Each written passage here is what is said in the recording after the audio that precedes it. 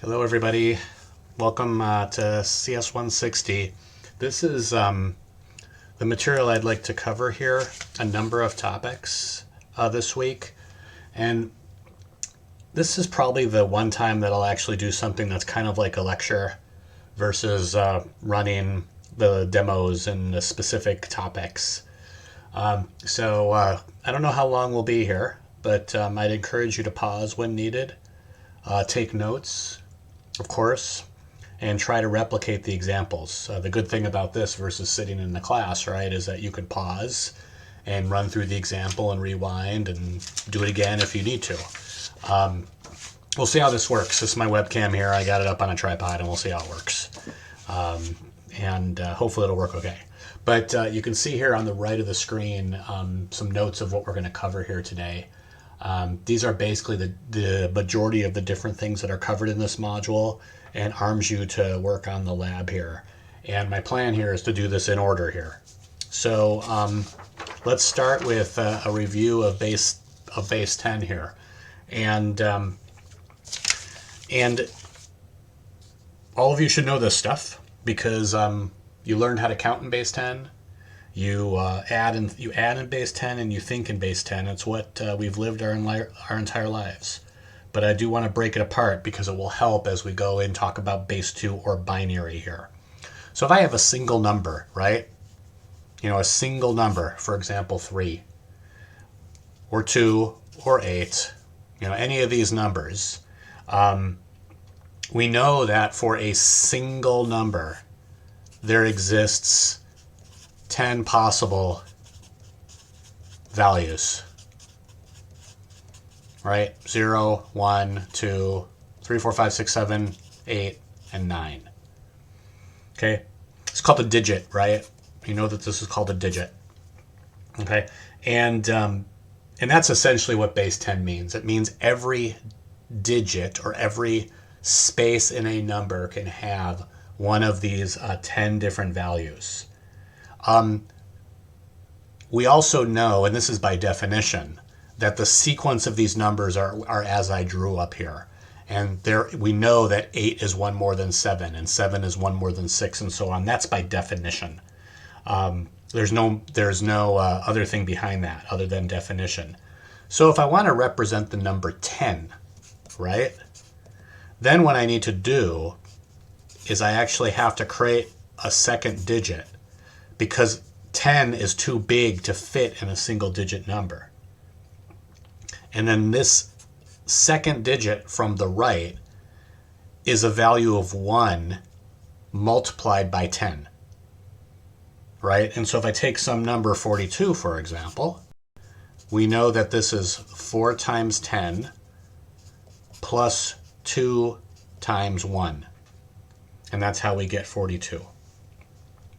And if I want to take a bigger number, say 6,328, it's 6 times 1,000 plus 3 times 100 plus 2 times 10 plus 8 times 1.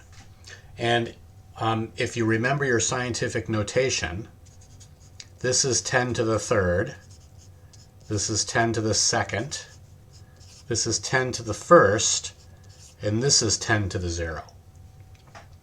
In fact, any number to the 0 power is always equal to 1. And that's a kind of a property that I could go through the mathematical proof if you wanted to, but not really, what's something that's in the scope of the class necessarily. But if you see, as we go from right to left on our digits, we take the value of that digit and we multiply it times 10 to the power of that digit's position. And we start, of course, at 0, 1, 2, 3, and work our way from right to left. And so this method will scale for any number, right? Thousands, millions, etc. It'll scale forever. Okay? So now let's talk about, well, as I finish up the base 10 review, right? This is basically all I was going to cover right now, specifically on base 10. If there's a piece of this that doesn't make sense, you're going to want to try to grasp it because the same principles apply for base 2. And so you might need to refresh some of the material that you learned in an earlier math class, or feel free to ask a question to me and we can spend a few more minutes on it. But a good point to potentially pause here, and so you can capture the point of time where you could start with the base 2 information. So now let's talk about base 2.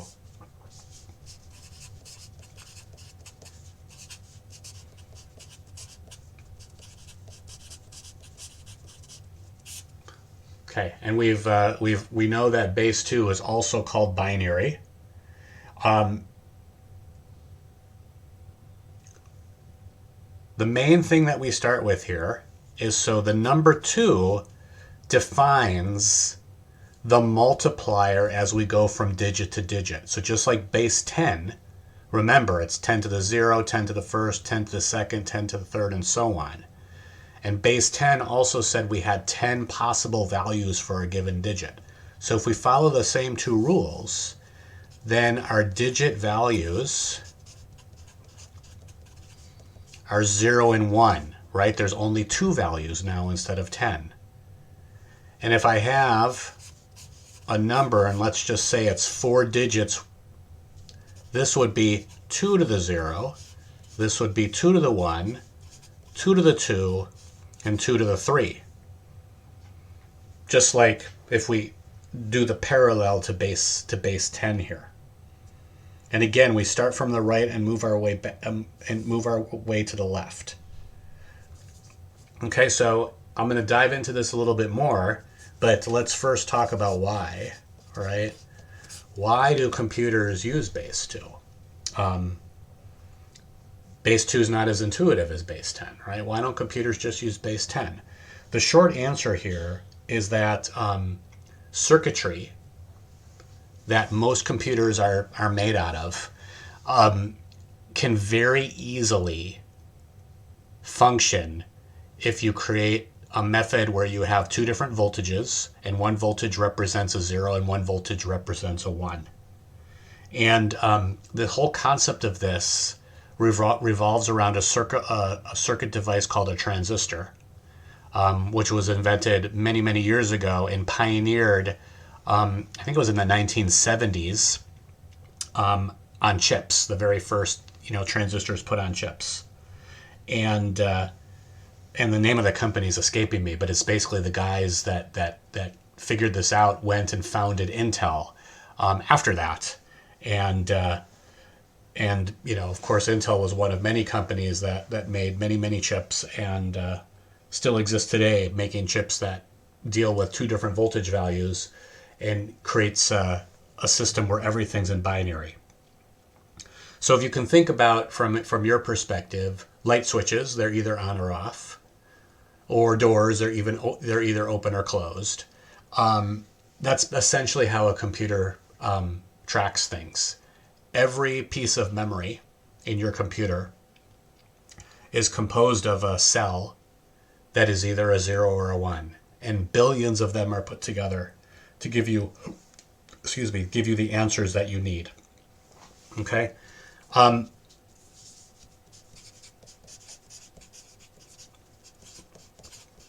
Each of these spaces are called a binary digit, and that's where the term bit comes from, right? Bit is short for binary digit.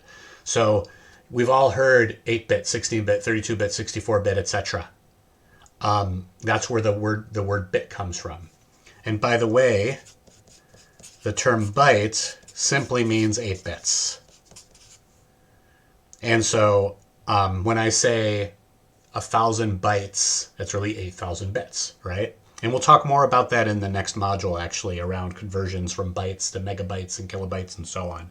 But what's important here is to recognize that the word bit refers to a digit in a binary number.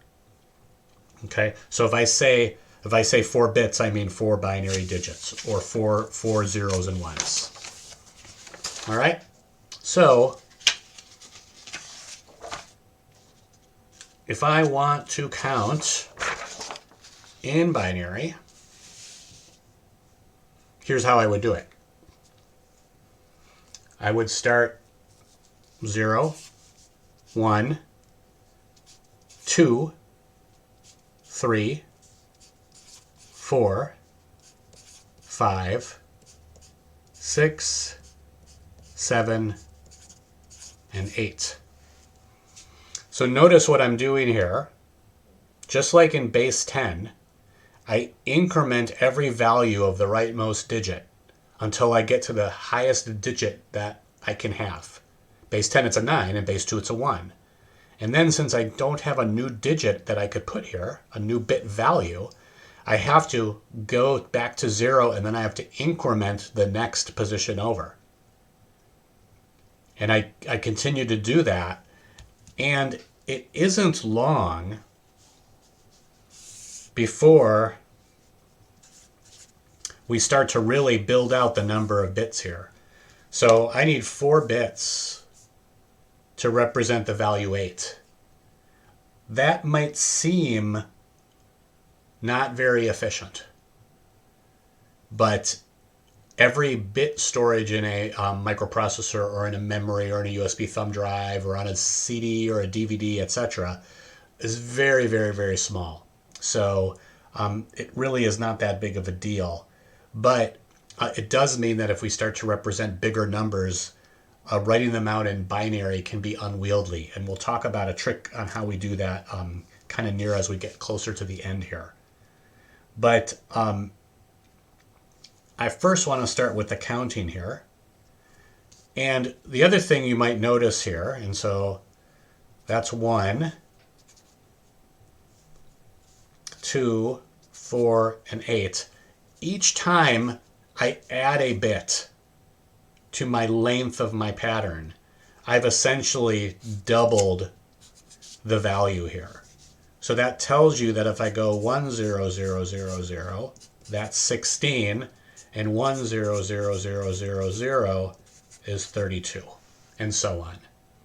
So that's a good property for you to pay attention to, because it will help you as you do some of the more advanced pieces of this analysis. What we're going to do next is we're going to go from base 2 to base 10.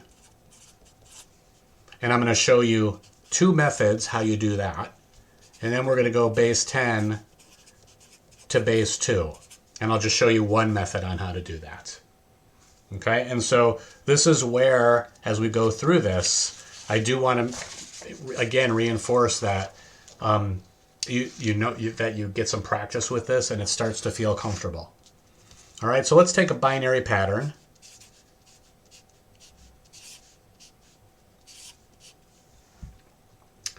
And we're going to convert this to base 2.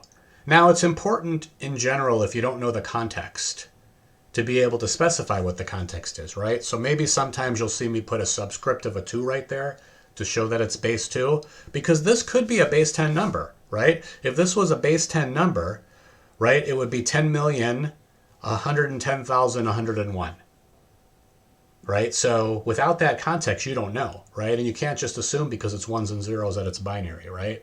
But I'm going to state that this is binary, and we're going to want to convert this to base 10. Okay, method 1 is I know what the values of each bit position are, and I add them all together. So this is 1 times 10 to the 0, and that's equal to 1. This is 1 times 10 to the 2, right? Because, sorry, 1 times 2 to the 0, 1 times 2 to the 2, 1 times 2 to the 4, 1 times 2 to the 5th, and 1 times 2 to the 7th, right? That's 2 to the 1, that's 2 to the 3, and that's 2 to the 6, but it's 0 times those values, so I didn't write them down. So 1 times 2 to the 0 is 1, 1 times 2 to the 2 is 4, 1 times 2 to the 4th is 16, 1 times 2 to the 5th is 32, and 1 times 2 to the 7 is 128. Now, I know these numbers. I have these numbers well memorized, right? You might need a chart, and that's okay.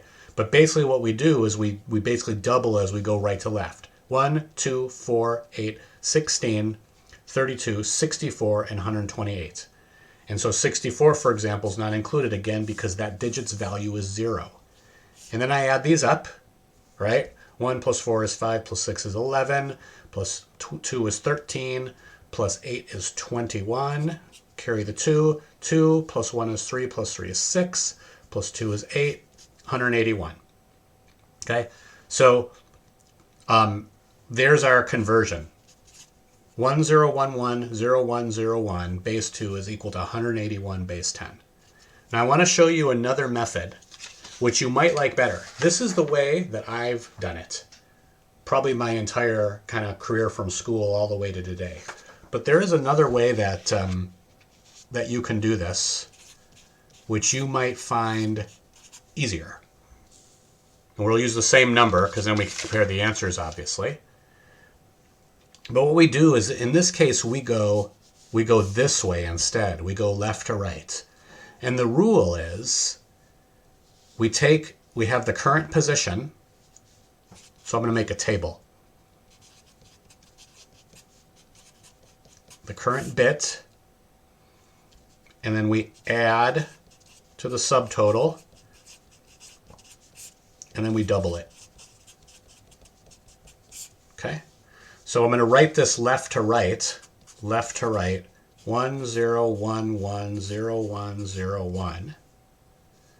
Okay, so I'm going to take my 1, I'm going to add it to my subtotal. My subtotal started at 0, so I have 1, and now I double it.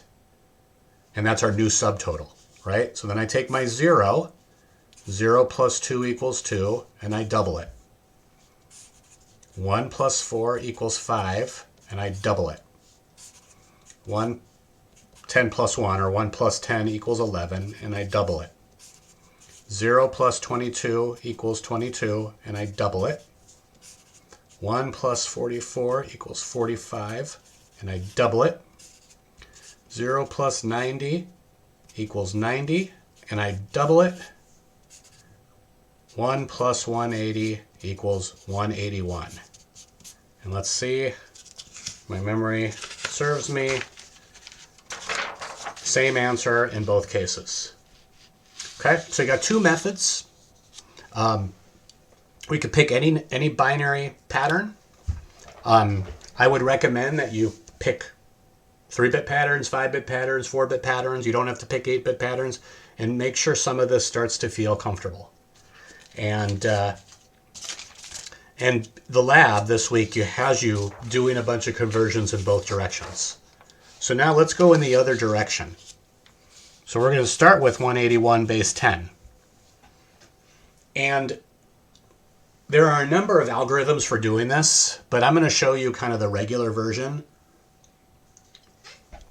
That's what I've always done. And for this regular version, you need to, again, there's actually two different versions that I think maybe I'll show you here. Let's see if we can use something that's similar to the second version that I just showed you, where we reconstruct this by taking values of 1 and dividing by 2. Okay, so there's an important trick here that first says that if this number is odd, then you know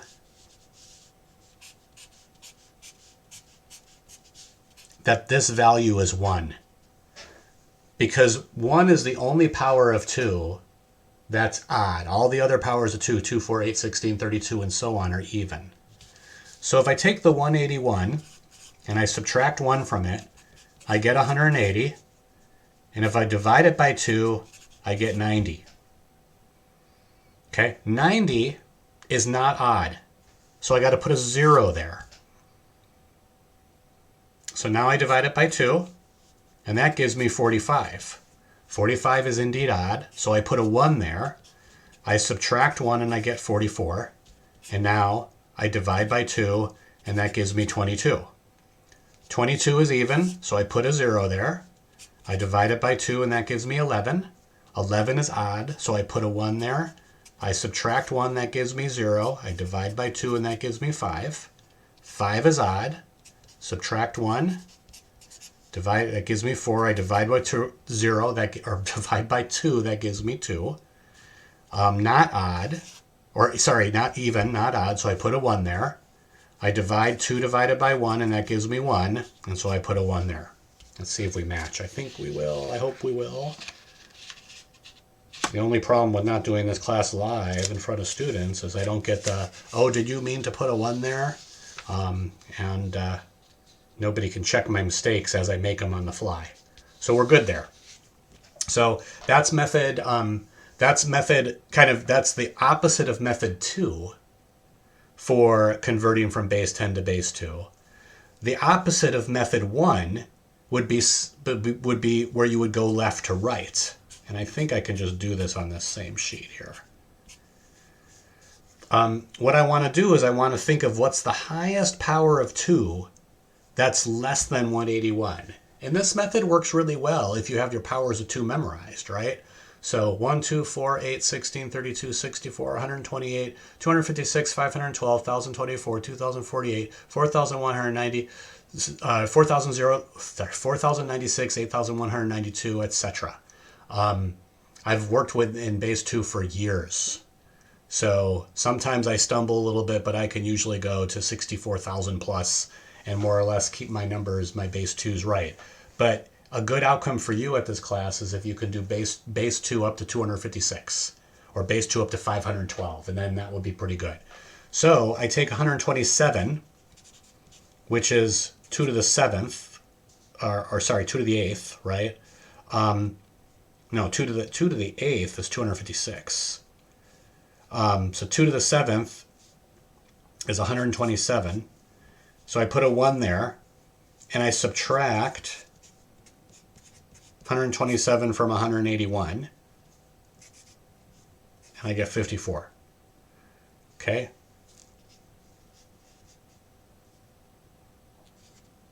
Sorry, did I say 127? I meant 128. 53. Remember, powers of 2 have to be even. Okay? I was thinking of a sum of a bunch of numbers there. So 128 goes there. Okay, my next power of 2 would be 64. 64, I don't have enough there, so I got to put a 0 there. My next power of 2 is a 32. 32, I can take it from 53, so I put a 1 there. I subtract 32 from 53, and that gives me 21. Oops, that will give me 21 here. 16 is my next spot. I could fit a 16 there. Minus 16 gives me 5. I gotta look over and make sure I'm still on the screen here. The next spot is 8, too big for 5, so you put a 0 there. The next spot is 4. 5 minus 4 equals 1. Next spot is 2, too big for 1, and then we have a 1 left over, and our numbers match. So if you get in the habit of building yourself a template, and the template could look something like this, and let me just write it out again. Got to use separate paper here.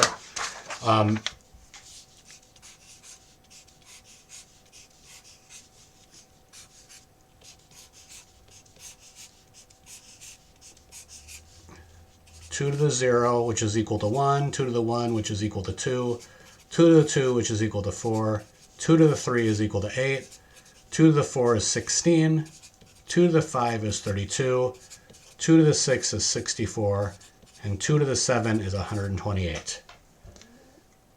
If you take this and create one of these, now you can go back and forth with ease, right? If I give you a binary pattern, you throw it in here, and you always justify it. So if I give you only a 4-bit pattern, they go here. And then you could take zeros or ones and multiply them by these numbers and add those numbers together. And if you have a base 10 number, you could start to find out which of these numbers subtract into it, starting from the highest and going forward, is how you can do this. So again, a good tool for you. You can create something like this, and you can do it in Excel even, or just write it out on a notebook. You can do it as tables in the lab assignment itself. All right, so that's, let me see, anything else that I want to do around base 2? No, so now we've talked about conversions between base 2 and base 10 and base 2 in both directions. right? That's what we did. All right, I'm going to pause here and grab some more. Okay, so in base 10 with negative numbers, we simply have another symbol that we put in front of a number. And that from a human perspective, we just know that if there's a minus sign in front of the number, then we know it's negative. Now remember, what I said earlier is that computers store everything using zeros and ones. So in order to store a negative number, we need a way to do that using zeros and ones. And so we can't just create a new symbol here. Okay, so now let's take a binary number, right? And I'm going to use some number that 1, 2, 3, 4, 5, 6, 7, 8. Maybe not the same number that we used earlier. And let's just create a convention here where we take the leftmost number and we say if it's a 0, then it's a 0 or positive, and if it's a 1, then it's a negative. And so we can just basically create a convention that says that the leftmost bit, by the way, I want to give you another definition here. Leftmost bit is what's called the most significant bit. And this guy over here is called the least significant bit. Most significant because it has the largest value in general, and least significant because it has the smallest value in the grand scheme of things. MSB and LSB. I don't use these abbreviations very much. I'll usually speak least significant or most significant here. But let's create this convention here where this position here, if it's a 1, it's a negative value, and if it's a 0, it's a positive value. So if I take, let's say I want to create the number 12, negative 12. Okay, I know that 12 is 8 plus 4, so that's what it looks like in binary. But if I want a negative to be negative, I just got to put a 1 in front of it. Okay, now if I want this to be in an 8-bit field, then I got to do it this way, and I got to put 3 zeros in between that. Right? This is a mistake I'll see students make a lot, where they won't put the 1 in the most significant bit field. Okay, so this is, if I say, well, give me an 8-bit representation of negative 12, this would be the way that you do it using this method that's called sign magnitude. Okay, there are some issues using sign magnitude. Okay, the first one that I want to show you is, let's say that I have this binary value, 10000000. This is equal to negative 0, which is not really a valid number in our number system. I mean, we can multiply 0 by negative 1 and we still have 0. So it's not like an illegal value, but it's definitely not something that we're used to having. And now we have 2 representations of 0 in this system, and that's a problem. Because you have to be able to handle those. Like, what if you're trying to compare if a value is equal to 0? You got to check it against this value and this value. And so that's actually a surprisingly big issue when you're dealing with sign magnitude. And I want to describe what the other issue is first, but before I do that, I want to talk a little bit about how do we add in binary and how do we subtract in binary. So in base 10, if I take 2 numbers in base 10 and I add them together, this is something that we all learned how to do quite early in our schooling career, right? We start from the right. We add our 2 numbers. 4 plus 6 is equal to 10. So we have to carry the 1 and put a 0 there. 8 plus 9 is 17, plus the carried 1 takes us an 8, so there's a carry as well, and then 4 plus 2 with the carry is 7. Okay, so we know how to do this. Can we do the same thing in binary? Let's try.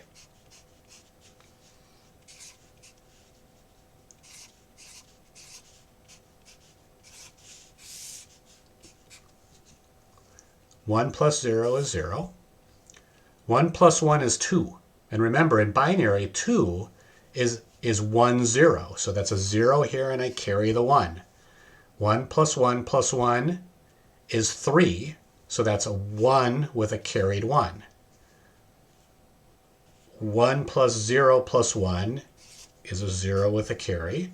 1 plus 0 plus 0 is a 1. 0 plus 0 is a 0. 0 plus 1 is a 1. 0 plus 0 is a 0. Let's see if this worked, okay? This first number is 15. I know that one, right? And over time, you might as well. 1, 2, 4, 8, 16, 32. 64 plus 4 is 66 plus 2. Sorry. 64 plus 4 is 68. Plus 2 is 70. Okay, so we add 15 and 70 together. That's 85.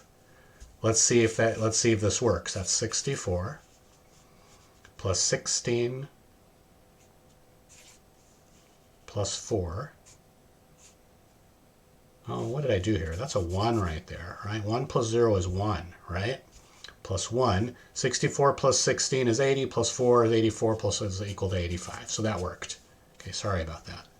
Okay, 1 plus 0 is 1 with no carry. 1 plus 1 is 0 with a carry, and so on. So there's really only a few combinations that you have to do. Is it 3 or 4? Let's see. 0 plus 0 is equal to 0. 0 plus 1 is equal to 1.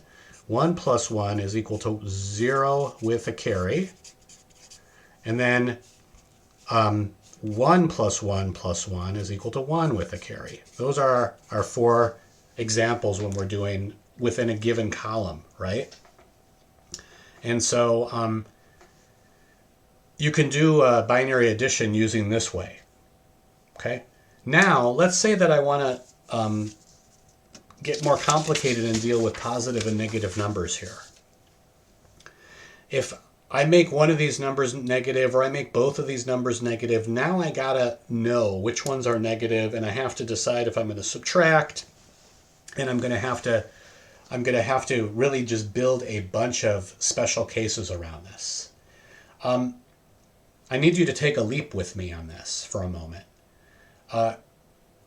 When I was learning how to design the hardware that's used to do this kind of stuff, and I started in college, and then when I worked at Intel and worked on chip design, I had a buddy who started actually the same day as me. He came from a different school, and we happened to start the same day as me. He was chartered with designing the circuitry for the actual binary adder that would be in the guts of kind of the arithmetic part of the computer. I worked on some of the memory interface stuff, and he worked on the arithmetic, kind of central arithmetic piece. His charter was to make that thing run as fast as possible, because the speed of the microprocessor, which today we measure in gigahertz, at the time for us it was in megahertz, right? Was often the long pole in the tent was how fast could the two numbers get added together. And so having to deal with all these special cases, well, do I subtract, or how do I know if it's negative, all just gets in the way. So instead, I want to offer up an idea here, which is not mine. It's a well-known idea, but I think it helps kind of helps connect things, if you will. Let's say that I had a binary number, and we'll just do 15. And I wanted to add something, and I wanted to be able to add a number so that I got a result of 0.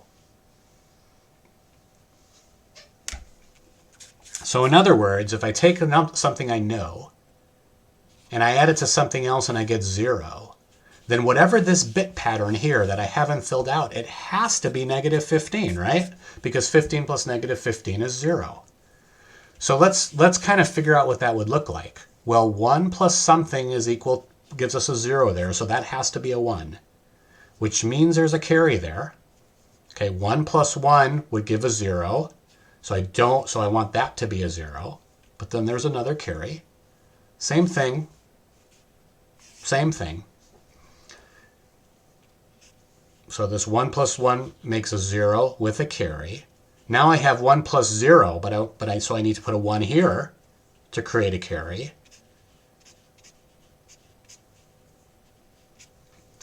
And there's our pattern right there. I want you for a moment just to not worry about this extra 1 that came off the side. I know some of you are thinking, well, wait a minute, that must mean something. And it does, and we'll get to that in a second. But this pattern right here, what if we call that negative 15? And so in other words, for every positive value, there exists another bit pattern that gives us an answer of 0. In other words, I can create any pattern up on that top row, any pattern, and I can therefore come up with the other pattern that's the negative version of that. Okay, this is called 2's complement. And what's cool about 2's complement is that you can basically take positive and negative numbers and you can just add them together. Right? So now let's talk about how do I create. It seemed a little bit difficult to walk through how I created this negative 15. So I'm going to give you a simpler method. Right? The rule is you flip all the bits and then you add 1.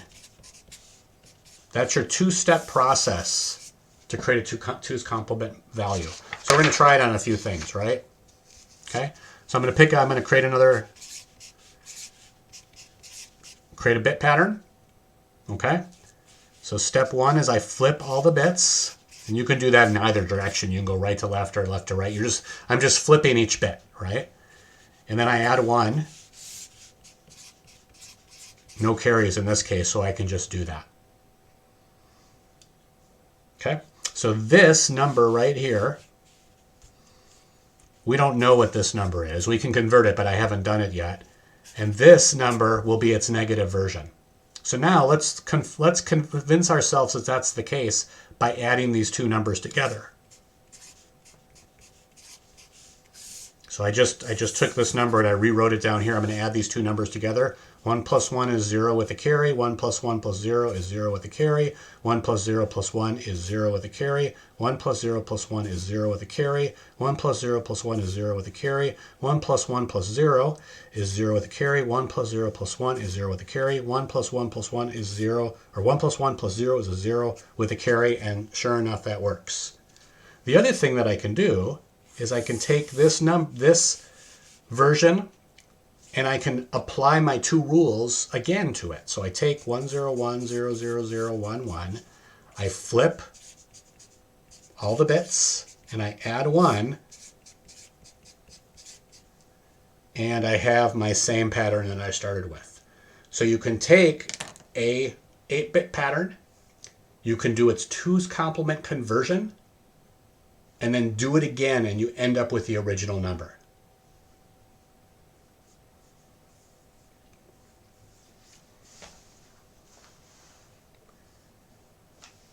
This is a big deal because I can just add, and I think I said this once already, right?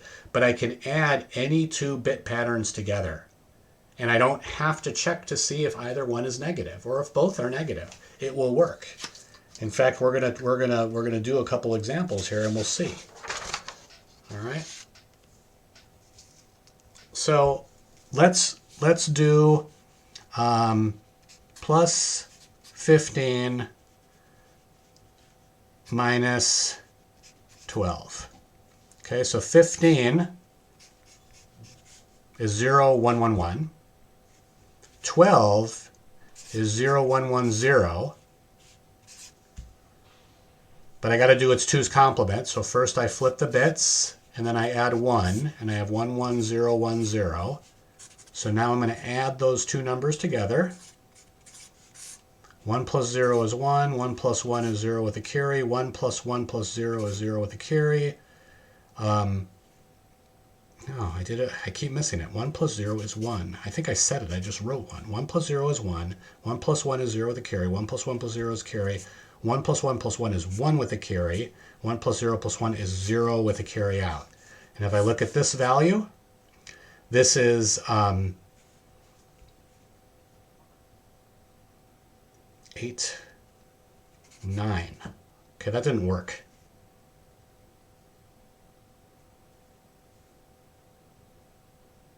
Oh, I see my mistake. All right. I'm going to leave this here, and you can see where I went wrong here. Okay, so 15 is 0, 1, 1, 1, 1. 12 is 0, 1, 1, 0, 0. This is 6. I did 15 minus 6, which is 9, and that's correct, right? So I want to do 15 minus 2, 12. So now, let me do the 2's complement of this. 1, 0, 1, 0, 0. Okay. Now I add these two numbers together. 1 plus 0 is 1. 1 plus 0 is 1. 1 plus 1 is 0 with a carry. 1 plus 1 plus 0 is 0 with a carry. 0 is with a carry. And so there's my 3. Okay.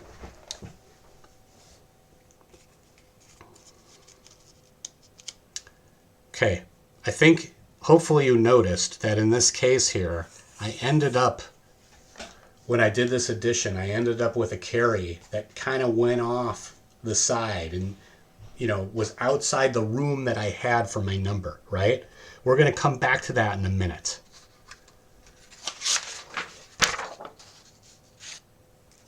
Okay, remember in signed magnitude that this pattern was -0, which was a problem. We didn't like that. So now let's figure out what this number is in 2's complement. Okay. Well, first of all, since the leftmost bit is 1, we know this is a negative number. So we're going to do a 2's complement conversion to this. So we flip the bits, and then we add 1 to it, and we have 0 to carry.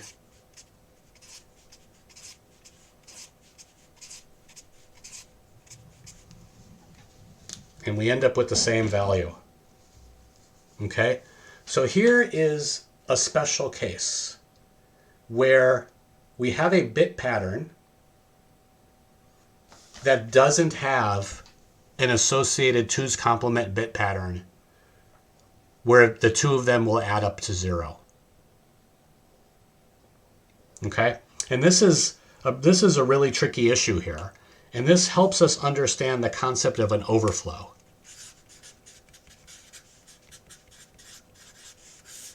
Now, I think most of you are familiar with overflow, but I'll just demonstrate it real briefly on this calculator here, right? And I think if we do this right, I think this, if I hold it close enough, you might be able to see this. So if I take some big number, and I basically fill up the display of my calculator, and then I add 5 to it, I get an E message in my lower left corner there of this calculator. And I picked a very basic calculator to show this. What this meant is that my calculator didn't have enough room. This is the biggest number it could hold. Right? But if I try to get more to it and make that number bigger, this calculator is not able to handle this, right? You see overflow in a car odometer, for example. You know, and nowadays cars have 6-digit odometers, so you rarely see the overflow. But when I first drove, I had a 5-digit odometer, so when you hit that 100,000 miles, the odometer flipped back to 0, and that was all very exciting, right? We have to be able to detect this case of an overflow. Okay, so now I think all of this is going to hopefully come together here. Okay, so again, we're talking about 8-bit 2's complement. This would be the largest positive value, right? Because remember, that leftmost bit has to be 0. Okay, And this, this value here is 1 plus 2 plus 4 plus 8 plus 16 plus 32 plus 64. That happens to be 127. Okay, that's the largest positive value you had. Okay, if I want to define negative 127, again, I simply flip all the bits and I add 1,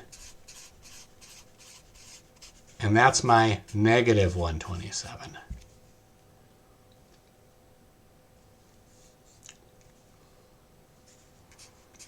That funny value that we looked at earlier is negative 128. Right? You can see the difference. There's a value. Basically, we added 1 to this value from minus 128 plus 1 is equal to 127. Okay, so minus 128 is the smallest negative value.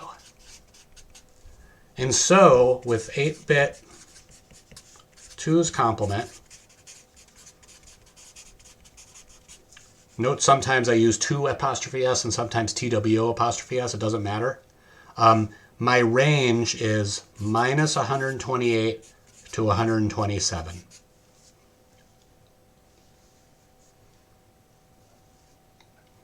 This helps get rid of, so we don't have our negative 0 anymore. We only have one value of 0. And therefore, we either have to have one more positive value or one more negative value. And the way 2's complement work is that it happens to be one more negative value. Okay, now, if I were to go further and say, okay, well, tell me the range of a different bit field, like 12 bits or 16 bits or 32 bits, we could write this out as minus 2 to the n minus 1 power, 7 in this case, up to 2 to the n minus 1 power minus 1. That's our general formula for the range of 2's bits of 2's complement for an n-bit field. Okay? So if you're creating yourself a cheat sheet, you know, this again, this kind of maybe this would be a good piece for you to include in your cheat sheet here. Okay? Now let's put this whole thing together and let's figure out where this overflow hurts or helps us. Okay, and when do we care about overflow? All right, if we want, so case 1 is a positive number plus a positive number. Okay, we know that 127 is our maximum number in an 8-bit field. So let's come up with an example where we're going to add something that gives us a number more than that. Let's just try that. So let's take 66, which is 64 plus 2. I think that's right. 1, 2, 4, 8, 16, 32. No, I did it wrong.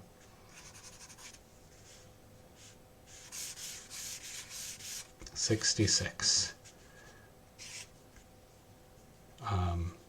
2, 4, 8, 16, 32, 64. Okay. And let's add 66 plus 89. So 89 in binary would be, and I'm just going to use my calculator so I don't screw it up. 89 minus 64 is equal to 25. So 32 no, but 16 yes. And that leaves 9. Okay, so I think that's right. So now let's add these two numbers together. 155, if I add my base 10, now let's try my base 2. 0 plus 1 is 1, 1 plus 0 is 1, 0 plus 0 is 0, 0 plus 1 is 1, 0 plus 1 is 1, 0 plus 0 is 0. I had no carries. That makes it easy, but I didn't plan that. 1 plus 1 is 0, and with the carry and the 1 here. So we took a positive number, and we added it to another positive number, and we got a negative number. That's not possible, right?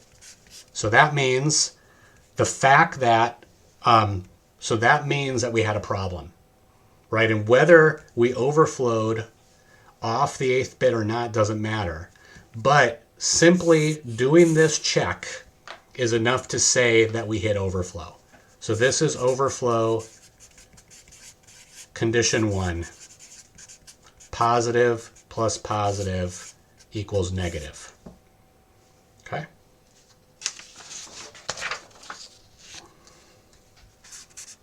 Case 2, negative plus negative, right? So we're going to do the same thing. We're going to do, maybe let's try negative 66 plus negative 89. And again, if it's the same numbers that I used in the previous example, so that would give me an example of minus 155. And so negative 66 is 1, 0, 1, 1, 0, 1 plus 1. And then negative 89 would be positive 89 with the bits flipped. I don't know if you could see if you could see, but I'm looking through the piece of paper and I'm getting the same bit patterns, right? 1, 1, 1, 0, 0, 1, 0, 1. So I'm going to add these two numbers together, right? So I took my positive, so this is positive 66, flipped, and then I add 1. This is positive 89, flipped, and then I add 1. So I'm going to add these two numbers together. 0 plus 1 is 1. 1 plus 1 is 0 with a carry. 1 plus 1 plus 1 is 1 with a carry. 1 plus 1 plus 0 is a 0 with a carry. 1 plus 0. 1 plus 1 plus 0 is 0 with a carry. 1 plus 0 plus, or 1 plus 1 plus 1 with a carry is 1. 1 plus 0 is a 1. 1 plus 1 is a 0 with a carry out. So we see the same problem here. Two negative numbers added gives us a positive result. And so that is called underflow. We don't have to go back and compute what this number is. It doesn't matter. I simply don't have enough bits to do this math calculation here. Okay, let's do one more example here. Case 3, a positive number plus a negative number. And again, you can do this in either direction. It doesn't matter. So case 3 and case 4 are basically the same. And I could pick any numbers here. So we'll do positive 66 and negative 100. Okay. Some of you can kind of see where this is going. So 66 minus 100 is equal to, what is that going to be? Negative 34, right? Let me just make sure. Yeah, negative 34. Okay, so let's try this here. 66 again is 0, 1, 0, 0, 0, 0, 1, 0. 64 plus 2. 100, positive 100 would be 64 plus 32 is 96 plus 4, right? 4 plus 32 is 36 plus 64 is 100. I flip the bits. I add 1, 0, 0, 1. There's our negative 100. Okay, so I'm going to take negative 100 and I'm going to add it to 66. 0 plus 0, 0 plus 1, 1 plus 0, 1 plus 0, 1 plus 0, 0, 1, 1. Here's our answer. Okay, in this case we had a positive plus a negative giving us a negative. That's okay, because a positive plus a negative number will either give us a negative or it'll give us a positive, right? Depends on which number is which. So to figure out what this number is, we do the 2's complement conversion again.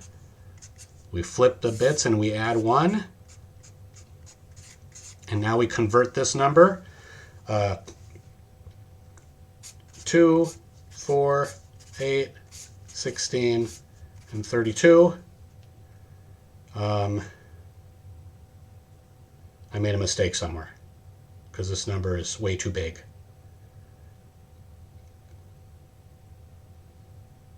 I should have got minus 34, right? But instead I got a much bigger number. 48, 50, 62. I got 62 for some reason. This is where being live, where one of you says, it's right there. Where did I make my mistake? 64 and 2. 64 and 32. 16, 8, 4, 2, 1.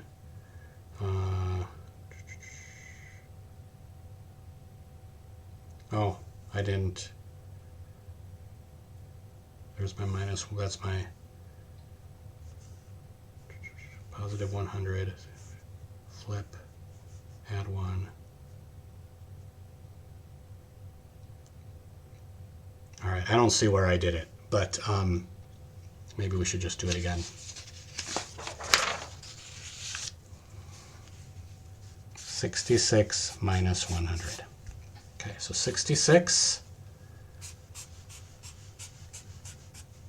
1, 2, 4, 8, 16, 32, 64, 128. Actually, this is the sign, right? So we have a 1 here, and we have a 1 here. Okay, 100, 64, and I'm just gonna, 100 minus 64 is 36, and that gives us a 4 left over. Okay, so then I flip the bits.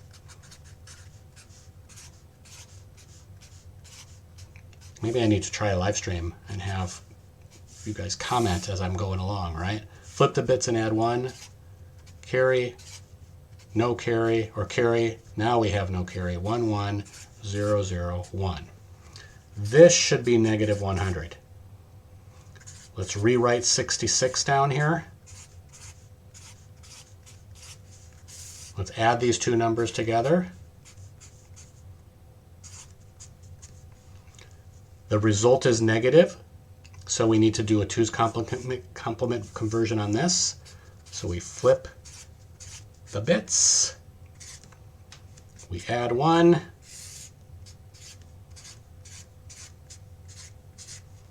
(32) and 2 is 34. So now we know that our number is 34. Okay, so now, because it'll drive me crazy,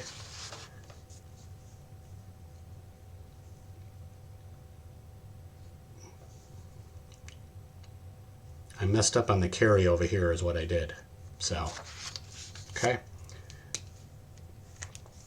If we take any legal negative number and any legal positive number and we add them together, we will always stay within that range of that minus 128 to 127. We'll always stay in that range, so we don't have to worry about it. So the moral of the story here is you don't have to worry about that extra bit that goes off the end. You just need to make sure you pay attention to the sign bits of the two numbers you're adding and the sign bit of the result.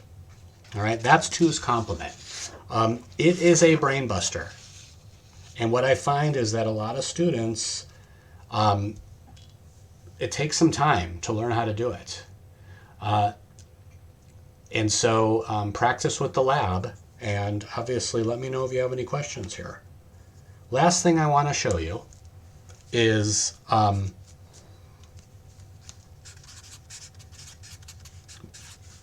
base 16, also called hexadecimal, which this name drives me crazy because there's no decimal numbers here. It's base 16 is what it is. And why do we care about base 16? Because let's say that I have really large numbers. We already established that an 8-bit field gets us a positive number of no more than 127. Okay, so if we add another bit to that, that gets us 255. If we add another bit to that, that gets us 511. If we add another bit to that, it gives us 1,023. If it gives another bit to that, it gives us 2,047, and so on, right? So in modern computers, numbers are stored usually as either 32-bit or 64-bit. In a 32-bit system, this gives you numbers that basically let you represent up to 2 billion positive or plus or minus, approximately. I'm not going to give you the exact number, right? And so if you're trying to add two numbers that are within 2 billion, between negative 2 billion and positive 2 billion, you can do it in 32-bit. But if you want to go above that, then you need more bits. And 64 bits gives you a tremendous range, right? You basically take that 2 billion and you double it and you double it and you keep doubling it, right? Until you have a 64-bit number. But let's say that I have a 32-bit number, right? And I'm just going to write one out, okay?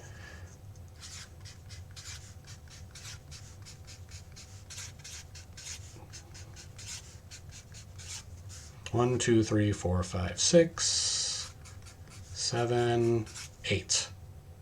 8 times 4 is 32. If I did this right, I wrote, so this is just on the side there. I didn't write it quite tight enough. Notice that I put spaces kind of between groups of 4, kind of for my sanity purpose. It's kind of like putting commas when you write, 2,543,000,000, etc. in base 10. Okay? But there's another reason why groups of 4 are very good, right? So if I take a 4-bit field and I start to, we're going to start over. We're going to take unsigned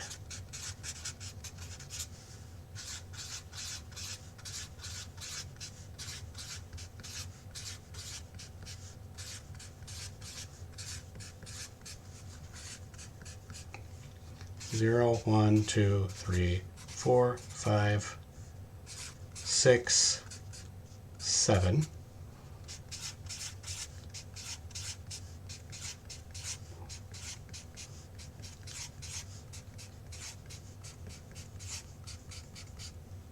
Eight, 9, 10, 11, 12, 13, 14, and 15. These are our 16 possible patterns for 4 bits unsigned.